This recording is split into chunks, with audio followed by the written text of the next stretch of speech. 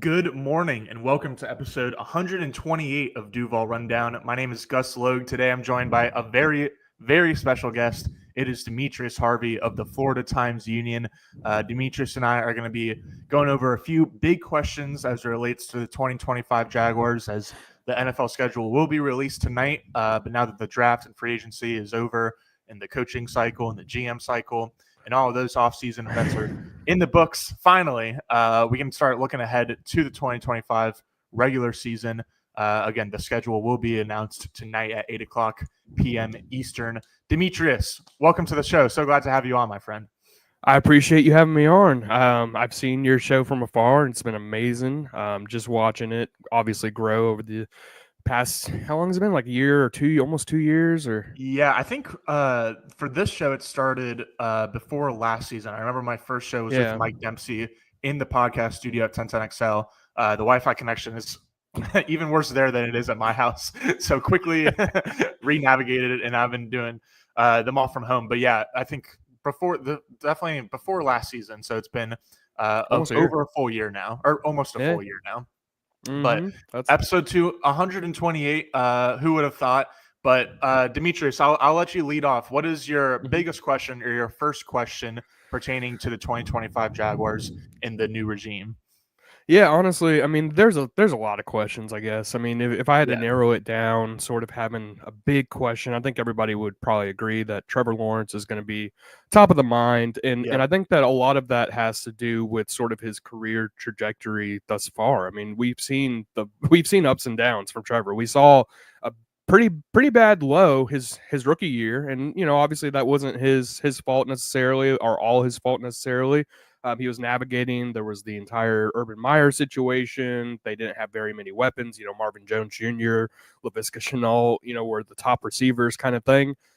So you kind of fast forward to the next season, and you see all of the promise. You see everything that he sort of brings to the table, especially during the second half of that season. Mm-hmm. But it's never been consistent, and we saw what happened in 2023 with the injuries and things of that nature near the end.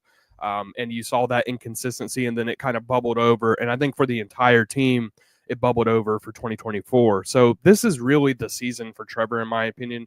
Not to say that this is the year that we're going to have to see him reach a Hall of Fame level or anything of that nature, but just in terms of the consistency, you have to be able to see him stay healthy. Number one, he should play all 17 games. Right. But then also you need to be able to see on a consistent basis. He's not having those games where he's throwing for like 150 yards and one interception or anything like that, where if Trevor wasn't in the game, it wouldn't have made a difference. You need to be able to know that every week going in, Trevor makes a difference. And I think that that's sort of the biggest question this year. But I know there's a lot. Yeah, no, we could definitely spend hours on this topic. So we're only going to do a handful of like really big general questions. But I think, yeah, you nailed it off the bat that like obviously it starts with Trevor Lawrence. He's going to determine both the floor, but especially the ceiling of this team and how far the Jaguars can go in the regular season, but especially the postseason if they make it. Will come down to number 16, and I think beyond that, like again, you nailed it on the head that it's like about the consistency, and like we've seen him be great, especially in that second half of 2022 when they kind of had that late regular season surge to make the playoffs, and then obviously that dramatic win at home over the Chargers in the wild card round. But we got to see a lot more consistency, and so there certainly hasn't been a lot of consistency around him in terms of pass catchers, in terms of even the scheme. Like Doug Peterson was there for 3 years, but like it seemed like he was kind of calling the shots the first year, and then it was Press Taylor more so the past 2 years. And so consistency around him will certainly help. Obviously, we expect Liam Cohen to help and Travis Hunter to help, and year two of Brian Thomas Jr. to help. But yeah, like we all know that Trevor Lawrence is a good football player, or that like there's a really good football player in there. But actually seeing it down after down and game after game is going to be huge. And so I think that like what I wrote down is just, will the real Trevor Lawrence please stand up? Like, can he please like, at first I wrote like, will he silence the haters? Can he silence the haters? And like, that's never going to happen. Cause like for any player, there's always going to be haters out there, but can he at least like silence most of the critics, or like, even if he doesn't put forth like a MVP caliber season, at least a good enough season to be like okay, like let's calm down about like the Trevor Lawrence trade rumors and like Yes. thinking about like a future in Jacksonville without Trevor Lawrence, like just making sure that he makes an impact enough to not have any questions about him, honestly, even if not, again, having like MVP caliber performances and stuff like that. It's all about consistency. And I think that honestly, if you asked him, he would probably agree with that. And so it'll be really interesting to see. I think that growing comfortable in Liam Cohen's scheme will be huge for that. Obviously, I don't think he was really ever like, he never really got into a rhythm a lot. And when you did see him get into rhythm with the play calling, then it was just like fireworks, especially like the 2022 game against the Ravens where he had the late game drive, especially comes to mind. And like he's just clearly in rhythm, feeling in the system, has a great flow. He kind of had like the hot hand shooter's touch, but that doesn't come up super often. And even when he's doesn't have the hot shooting hand, like to not have negative plays and not make mistakes and just to like stay in front of the sticks, stay on schedule, et cetera, et cetera. And so we certainly agree there. For both of us, our number one question is related to Trevor Lawrence and specifically whether he can display consistency in his first year with Liam Cohen. Demetrius, what's your next question? I think this is like almost the biggest one because we all know that Trevor Lawrence is the biggest question. So what's your non-Trevor Lawrence related big question for the 2025 Jaguars? Yeah, it's kind of tough to separate Trevor Lawrence from all the questions, but True. I guess one of the biggest questions, I mean, it's kind of low-hanging fruit, but just the Travis Hunter situation. I mean, being able to see, can this kid actually play both sides in the NFL full time? I don't question if he could do it. I think he could. And that doesn't necessarily mean that he's going to be a high-level player on both sides of the field at all times. But I do think literally he physically could do it just because he's done a similar thing in college, obviously. I know it's bigger people and harder tackles and all that kind of stuff in the NFL, but this kid has like different kind of movement skills where he doesn't really get hit very often too. Like if you look at his Colorado tape as a receiver, I mean, he's making people miss like it's just crazy. So if you think about it like that, how will they deploy him initially? How will they sort of bring that defense in, down the line? That's going to be a huge question and something that I'm really interested in. We saw over at minicamp that he was playing wide receiver the entire time. I know that Liam Cohen said that, next week at OTAs, they're going to be implementing some defense stuff. He's already gotten both playbooks. I mean, so they're full steam ahead with this, right? So the real question is, how much is he going to contribute on offense? How much is he going to contribute on defense? Because like you said before, the Jaguars are trying to invest around Trevor Lawrence, bringing in guys like Travis Hunter, having BTJ go into his second year, bringing in Patrick McCarry, bringing in Hainsey in the middle, bringing all these offensive linemen and all these different players to sort of surround Trevor with the best of the best. I'm curious on if they feel like, this is a situation where they need the best wide receivers, the best sort of skill players that they can have for Trevor, then that probably pushes, in my opinion, Travis to the offensive side of the ball more full time than maybe people might have expected, entering the draft or however much. I do know that a lot of people viewed Travis as a cornerback first rather than a wide receiver. I know the inverse is true too. So I understand there's going to be a lot of noise saying, hey, this guy is a shutdown corner on defense. Why not just put him there? He might be making some plays on offense, but now, whether the defense struggles initially or what have you, people are going to be calling for that. So it's going to be interesting to see. I do think that playing him initially at wide receiver probably most of the time would be good, just because you have to learn those intricacies, the nuances. It's much harder to play wide receiver than corner in the NFL in terms of just understanding and grasping all of the different play calls and all of that kind of stuff. Defense is kind of a little bit more simple, and I think that a lot of players would probably tell you the same thing, especially at that cornerback position. So it's going to be interesting. I think that's a situation that presents a huge question. There's plenty more. Like, I think maybe we'll talk about offensive line later, but just in terms of what the hard hitting question, what we're going to be talking about throughout most of the summer, I think Travis Hunter probably is up there.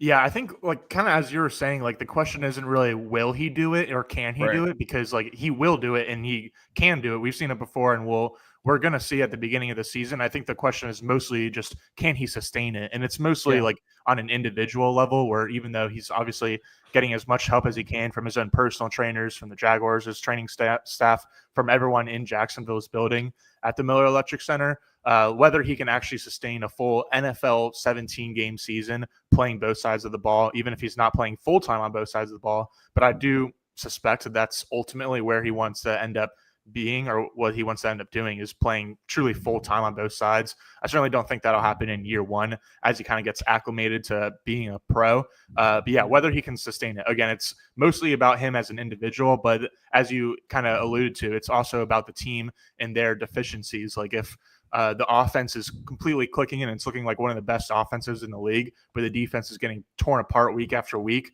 then I think the Jaguars would certainly have a conversation of like, maybe we should play Travis a little bit more on the defensive side of the ball going forward. Because that's his talent, that's his gift, that's his value, is like the utility that he provides to the team and being able to fill a bunch of different roles. And so obviously you would like for him to maximize Trevor Lawrence, and I think that their plan there makes sense for that reason. But you just want to maximize the team in general. And so if moving him to the defensive side of the ball more often is going to do that, then I wouldn't be surprised if that happens. But obviously it'll be very interesting to see Travis Hunter's development on both sides of the ball in Jacksonville, especially during his rookie season here in 2025. That kind of leads me to my next question, which is, will the Jaguars take a leap in explosive plays or just playmaking on both sides of the ball? Obviously, Travis Hunter is going to have a big hand in that on both sides of the ball in terms of generating turnovers on defense and then making a lot of big plays on offense. But last season, the Jaguars ranked dead last in both turnovers forced and big plays allowed, as in plays of 20-plus yards allowed on defense last year.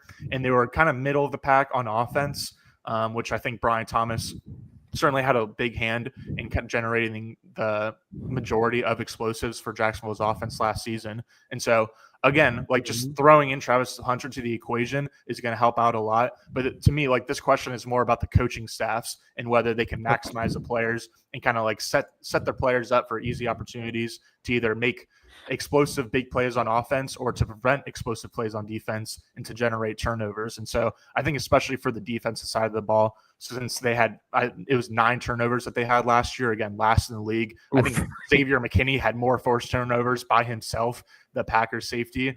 And so I think just because of natural regression, like you can expect for that number to go up a little bit. Like the Jaguars probably got a little bit unlucky in terms of like fumbles not bouncing their way and stuff like that. Sure. But I do think that Anthony Campanile will run a truly attacking defense, unlike Ryan Nielsen last year, and won't be nearly as conservative, and is going to put his guys especially in places to make more plays on the ball, but also like have that shell defense and not give up a lot of explosives too. And so I think that like success rate and like how consistent you are, especially like how we were talking about with Trevor Lawrence, is more important and is more reliable. But at the end of the day, explosiveness is on both sides of the ball is something that the Jaguars definitely need to get better at. And I think that would be like a good, like an early sign of whether the coaching staffs on both sides of the ball are kind of working out or not. Yeah, and I think just to steal a phrase from the GM, I think that it just by being who they are right now, they're going to be better than last year. I think we've undersold, or I'm not sure about but just in general, there's been a little bit of an underselling of the damage that was caused by the previous defensive coaching staff in terms of Ryan Nielsen's presence and how he changed things. There's different players that had to be at different weights. Josh Hines Allen was sitting at like 280 something, maybe 287, somewhere around there. Trayvon Walker was pushing 300. And the point is, and you can kind of understand it, the point was to have as big of a defensive line up front so that you can stop the run first and foremost. You're going to be able to stop the run without any question. And then also you're going to be able to take up those spaces and then have the linebackers blitz. You have, Darnell Savage coming off the edge. They had a lot of plans for him, and that kind of got derailed too.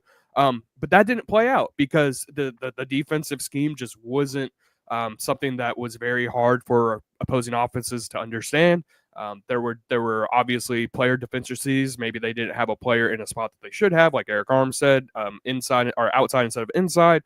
There were just a lot of different things that you could tell are honestly easy fixes, but they're things that you have to kind of have that foundation. Otherwise, it's just going to be derailed the entire time. And so I think that when you have a coach that is more willing to adapt, and I think for a first year defensive coordinator, and I know that, Brian Nielsen wasn't long in the tooth himself, but just in terms of where Anthony Campanile has come from, just being in Green Bay, being in Miami, having those attacking sort of blitz heavy schemes that come from all angles. It'll look like one thing and it's going to transfer into another thing. I think that just by being that, it's going to obviously improve this defense. I think that making sure that Josh Hines-Allen is not playing that high of weight, 287, that's just too high. You got to be able to have his speed on the field. And look, Josh looked amazing still last year, especially at times. I know that he didn't have the sack production, but the guy is always leading, in the top 10 in pressures on a season. I mean, the guy's a good player. Trayvon Walker showed you what he could do last year. So I do think that the defense is going to be upgraded. I think the new defensive coaching staff should be better than the previous one. And then on the offensive side of the ball, I think that speaks for itself too. You sort of talked about it earlier with Peterson and Press Taylor and sort of the dichotomy there, but also just in terms of their scheme, Peterson's scheme and system. And this is also why I never really cared about who called plays for the Jaguars. It's because the system was the system, and they were always going to run the same things. When you had Tim Jones on the field, they were going to run the ball. If you had Tank Bigsby, they were probably going to run the ball. If you had Evan Ingram on the field, they were probably going to pass the ball. So it was very predictable. It was obvious by week 4 that this offense was never going to grow into something different than what we had seen in previous years. It was always going to be the same thing, and that comes a lot. I think we see that a lot with coaching trees where, a coach will come from, say, the Andy Reid tree, and they'll take what they learned from Andy, but they never really evolve. They never really adapt. If you look at Andy Reid, if you look at just like from year to year, he adapts like completely. It's different. Whether he has Sammy Watkins running out there or whether he has Juju Smith-Schuster, I mean, it's going to look different, and it's going to be catered to, whatever offense that he wants to deploy, whatever Patrick Mahomes wants to deploy. And so I do think that with Liam Cohen coming in here, he's a fresher mind, a younger person. He's willing to adapt more. With older coaches, they're less willing to adapt. They think that they know best. I do think that Liam Cohen coming in here with all the different offensive coaches that they brought in is going to be able to elevate that offense. And you talk about explosive plays. Yeah, I do think that this offense is going to be predicated on that. I mean, look at who they have at wide receiver. De'Ami Brown's fast. Brian Thomas Jr. fast. Travis Hunter fast. I mean, they're all explosive. This is supposed to be that, and I think that it kind of points to why they didn't bring back Gabe Davis. They want a more explosive team. Gabe is not the most explosive player. He can get downfield, like he can do different things, as a bigger wide receiver, but he just was not a fit, in my opinion, for this offense. So, yeah, to answer your question, I think that they are going to be more explosive. I think they are going to be able to force more turnovers on defense. How much, I'm not quite sure on that, but it should look better, especially on the defensive side of the ball. Yeah, absolutely. I'm certainly expecting better results, and so it'll be fun to actually get to the season and see the production that entails, or that ensues. To go back to the offense real quick, I totally agree that like Peterson and Taylor's like offense, like what they were running was still the same thing. Like nothing was really changing. Yeah. I do think that like the big drop off when it went from Doug Peterson calling plays to Press Taylor calling plays was a sequencing of plays, which is really underrated in general. I think a lot of people think of play calling and they think more so about like coming up with cool play designs and stuff like that. Right. And so like that's obviously a part of it, and like game planning against your opponent week in and week out. But like actually sequencing the plays and like having one play to set up another play and knowing when to call your shots, like that was just completely lost. I feel like, especially when Press Taylor was calling plays, but even when Doug Peterson was calling plays too, it wasn't like top of the league or anything. But I do think that is what part of what makes Liam Cohen so great as an offensive mind is his ability to like not just come up with really cool concepts that like come from college ranks or like from places you've never heard of, but to actually deploy it with success because of the when and where you're calling those plays and calling those shots. The sequencing of plays really is important, and that goes really in hand with like what I was talking about earlier in terms of like the rhythm of the quarterback and just getting him comfortable and like not kind of like second guessing decisions or coverages or play calls or anything like that. Just getting in a flow, sequencing really helps out with that. Demetrius, I've got one more question. I don't know how many more you have, but why don't you give me one more question for the 2025 Jaguars? Yeah, one more question. Let's see. I mean, I think a big question is the running back room. I think that when you think about Travis Etienne. Sorry, I've been saying Travis Hunter quite a lot the last couple of weeks, but Travis Etienne, in terms of his skill set and ability, you would think that he would be pretty solid for a Liam Cohen role. He would be a guy who could bring that explosion to the offense, but they added 2 running backs. And so I do think that there is going to be a concerted effort to sort of revamp this running back room. And I'm curious how long Travis has to be on the roster. He's 26 years old, heading into the last year of his deal. He had a down season in 2024. I mean, he hasn't looked like the Travis Etienne that we saw at Clemson necessarily, definitely not consistently, and not really since the 2022 season, in my opinion. So that's a lot of factors running against Travis. And then when you look at Tank Bigsby, he's had some good games, but even if you take out, a couple of those explosive runs last year, it doesn't look as pretty. He had a couple runs that were like 80 yards or like 70 yards, whatever the case may be. And then, a bunch of like 2, 3, 3 kind of carries. And I think that this staff is going to be predicating a lot of what they do based on the run. And I think that that's sort of what we saw in Tampa Bay. Obviously, they use a lot of running back passes and to sort of mix it up, more extensions of the run game kind of thing. We heard that a lot with Doug Peterson, but I do think that this is something where they're going to be needing to rely on players to be able to catch the ball. So now you have a situation where Tank Bigsby hasn't really done that too much. Travis could do that for sure, and I have wonder if they might keep Travis this year just because they think that he might be a little bit better early on with this rather than having Bashal Tutin or Allen do this, consistently as rookies. So it's a really interesting thing. Do they think that Travis Etienne is going to be good enough to pass protect, which is what, primarily running backs are really good for and really useful for on third downs, being able to pass protect. It's going to be crucial. So I'm just curious on how they feel about that room as a whole and how many players they're going to keep. I tend to think that Bashal Tutin is going to get the most carries, maybe by the end of the season. But we'll see. It's a fluid situation and it's really intriguing.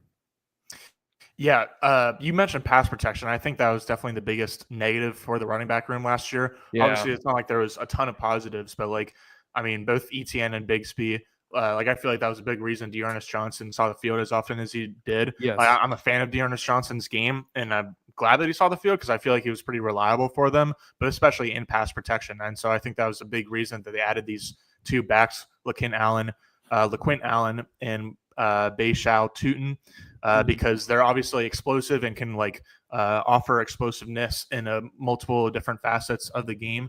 But they also are kind of we're known as 2 of the better pass blocking backs in the draft class. And so, right. Vaughn said on YouTube, they're clearly going to trade Etienne. I don't know about that. I think that they're going to definitely see how it plays out in OTAs and in training camp and the preseason. And so I think that maybe if there's a team out there in the beginning of the regular season that is uncomfortable with their running back depth, and the Jaguars are very comfortable with the running back depth and haven't had any injuries or anything like that, maybe at that point we see Etienne moved. But for now, I don't really think it makes sense to get rid of him. And that would be expecting a lot from these 2 rookie backs, even if running backs typically are able to kind of transition to the league faster than most, if not pretty much all other positions. You don't necessarily want to put a lot on those guys' plate too early, especially in year one of a new regime, a new offensive scheme, a lot of new coaches. But coaches is kind of my last point. My last question is, do the Jaguars have enough experience to make a run? Because we talked about how obviously Trevor Lawrence is the guy, the key in terms of determining the floor and the ceiling of like just how are the Jaguars going to do in 2025. But I think that one thing that could cap their ceiling is a lack of experience, partly on the roster, because especially with like so many rookies, so many undrafted free agents, the Jaguars have had pretty large rookie classes in general for the past several years.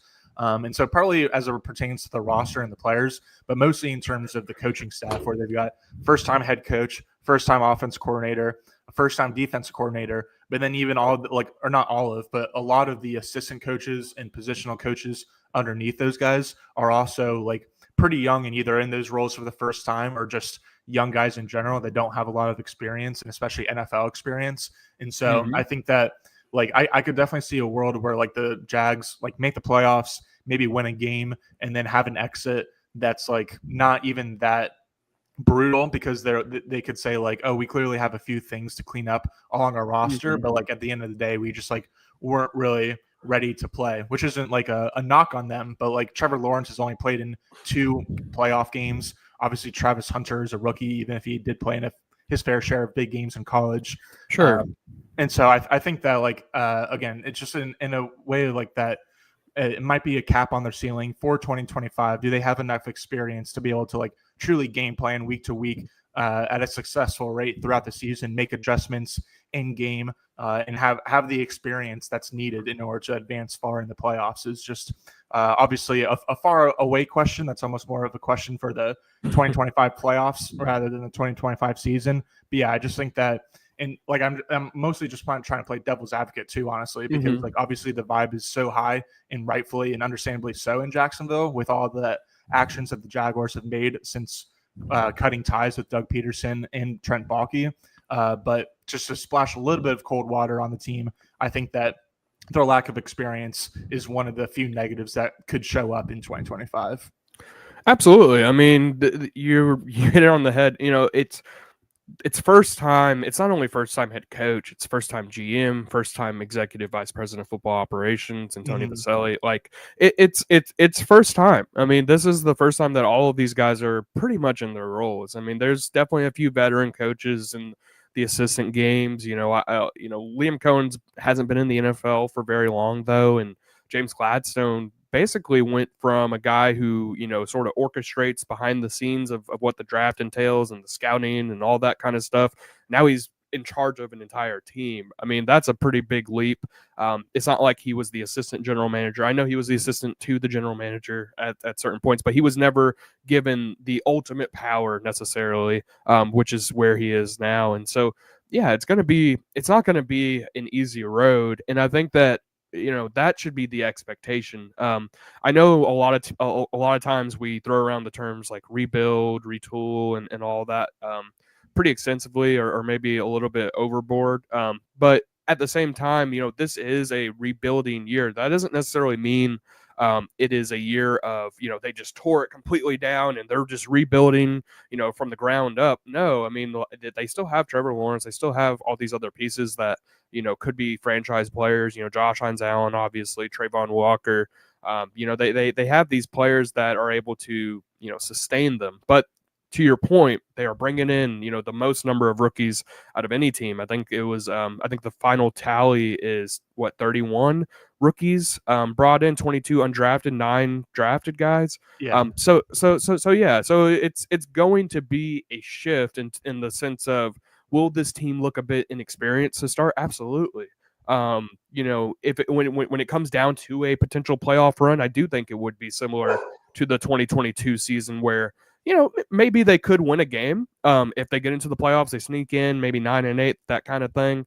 But yeah, they probably will lose in the second round because they aren't used to this. Trevor Lawrence, it's not like he has a bunch of extensive experience, and that experience has gone by. Like I don't even know how much he remembers that experience at this point. So it's a situation where they are young. I do think that is a negative inherently, only because experience usually equals better outcomes. So, but that doesn't necessarily mean that it's a negative in the long term. I do think that this is a staff, at least from what we've seen so far and what we've heard about Liam Cohen, James Gladstone, and then obviously the actual coaching staff. I don't really find very, very many faults. how much a staff actually matters. That depends on what positions you're probably looking at.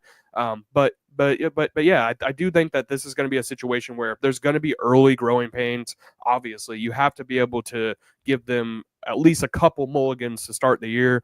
But then once it gets rolling, about midway through, going through the end of the season, that's when we'll finally see, what is this Jaguars team? But again, they're rebuilding. Will it take 10 years? No, it could probably take 1 year.